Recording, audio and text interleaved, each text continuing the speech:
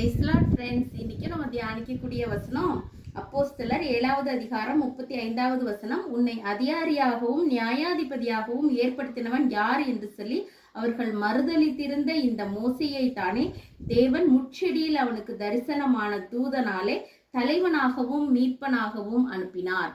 ஆமா ஃப்ரெண்ட்ஸ், இந்த மோசையை எகிப்துல எல்லாரும் உன்னை யார் தலைவனா ஏற்படுத்தினா, நீயே கொலக்காரனாச்சு அப்படின்னு சொல்லிட்டு விரட்டி அடிச்சுட்டாங்க.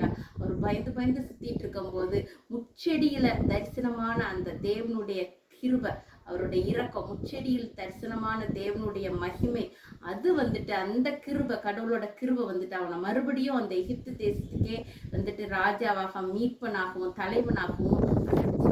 அதே மாதிரி நம்மள கூட ஜனங்கள் வெறுத்திருந்தாலும் கர்த்தருடைய மகிமை, கர்த்தரோட கிருபை, முச்செடியில இருந்த ஆண்டவரோட கிருபை நம்ம கூட இருந்துச்சுன்னா நம்ம வாழ்க்கையில உயர்ந்து வருவோம் ஃப்ரெண்ட்ஸ்.